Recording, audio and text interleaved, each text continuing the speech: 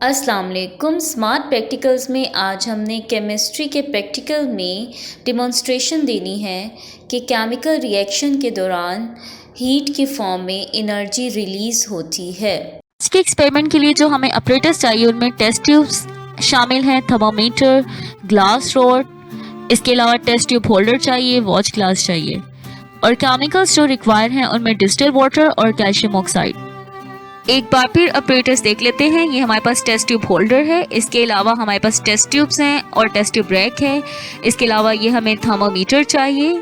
इसके अलावा जो है ये हमारे पास ग्लास रॉड है, ये फिजिकल बैलेंस है, ठीक है, जिससे हम मेजर करेंगे क्वांटिटी कितनी हमने लेनी है। कैल्शियम ऑक्साइड केमिकल्स में चाहिए और केमिकल्स में डिस्टिल्ड वाटर चाहिए।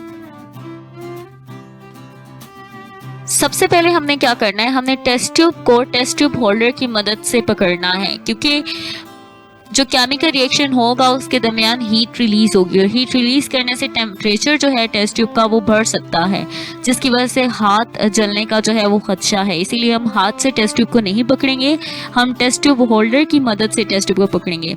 सो ये कैल्शियम ऑक्साइड को मेजर किया है, 5 ग्राम कैल्शियम ऑक्साइड मेजर की है फिल्टर पेपर के ऊपर, ठीक है। सबसे पहले आपने टेस्ट ट्यूब के अंदर डिस्टिल्ड वाटर डालना है। कितना डालना है? हाफ टेस्ट ट्यूब जो है वो आपने डिस्टिल्ड वाटर से जो है वो तकरीबन भर देनी है, ठीक है। सो ये हमने वाटर डाल दिया। उसके बाद हमने जो है ना कैल्शियम ऑक्साइड इसके अंदर डालना है 5 ग्राम, ठीक है, जो हमने लिया है और ये हमने इस तरह डालना है। लेकिन सबसे पहले हम क्या करेंगे, जो हमने टेस्ट ट्यूब में वाटर डाला है, सिर्फ वाटर, तो हम सबसे पहले इनिशियल टेम्परेचर जो है वो वाटर का फाइंड आउट करेंगे, ठीक है। सो ये आप देखें इनिशियल टेम्परेचर हम फाइंड आउट कर रहे हैं। सो आप देखें जो इनिशियल टेम्परेचर हमारे पास आ रहा है वो 24 डिग्री सेल्सियस है। जो रेड कलर में बल्ब है वो आप देखिए 24 डिग्री सेल्सियस पर जो है वो रुका हुआ है, ठीक है, मर्करी बल्ब जो है, ठीक है। अब आपने क्या करना है, आपने टेस्ट ट्यूब में वाटर लिया था, वाटर में आपने कैल्शियम ऑक्साइड डाल के अच्छे से डिसॉल्व करना है और अब आपने थर्मामीटर डालना है इसके अंदर।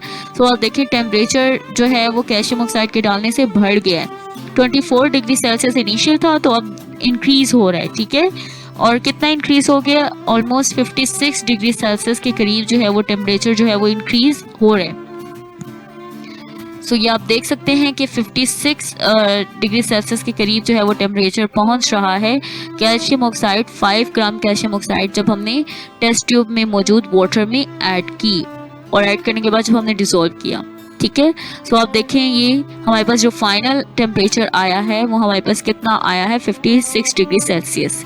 तो इनिशियल टेम्परेचर 24 डिग्री सेल्सियस था, फाइनल 56 डिग्री सेल्सियस। इससे क्या मुराद है कि केमिकल रिएक्शन के दरमियान हीट जो है वो क्या हुई है, रिलीज हुई है। जब कैल्शियम ऑक्साइड डिसॉल्व हुई है तो हीट रिलीज हुई है, इसी वजह से टेम्परेचर जो है वो इंक्रीज हुआ है और ये हमारे पास एक्सोथर्मल। आज के जो केमिकल रिएक्शन है उसकी इक्वेशन हम डिस्कस करेंगे। कैल्शियम ऑक्साइड को जब हम वाटर में डिसॉल्व करते हैं तो ऐसे रिजल्ट क्या होता है, कैल्शियम हाइड्रोक्साइड बनता है, ठीक है। और इस केमिकल रिएक्शन के दरमियान जो है वो हीट रिलीज होगी और हीट एनर्जी जो है वो रिलीज होना क्या इंडिकेट करता है कि ये हमारे पास एक्सोथर्मिक रिएक्शन है।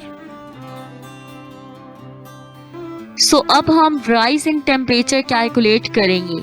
इनिशियल टेम्परेचर हमारे पास 24 डिग्री सेल्सियस आया था T1, ठीक है, और फाइनल टेम्परेचर जो था जब हमने कैल्शियम ऑक्साइड को डिसॉल्व करवाया था तो हमारे पास 56 डिग्री सेल्सियस के करीब आया था। टेम्परेचर डिफरेंस कैसे हम फाइंड आउट करेंगे, 56 में से माइनस करेंगे 24 तो हमारे पास 32 आ जाएगा। आपने इसी तरह 3 रीडिंग्स जो हैं वो एटलीस्ट लेनी है और उन 3 रीडिंग्स का आपने मीन वैल्यू जो है वो निकालनी है। सो ये जो हमारे पास केमिकल रिएक्शन है इसमें क्या हुई है, हीट रिलीज हुई है, राइज इन टेम्परेचर हुआ है, एक्सोथर्मिक प्रोसेस है।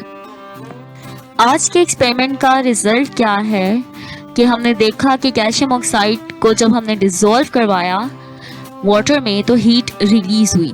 तो केमिकल रिएक्शन के दरमियान या तो हीट रिलीज होती है या हीट एब्जॉर्ब हो रही होती है। तो आज के रिएक्शन में क्या हुई थी, हीट रिलीज हुई थी, एक्सोथर्मिक प्रोसेस था।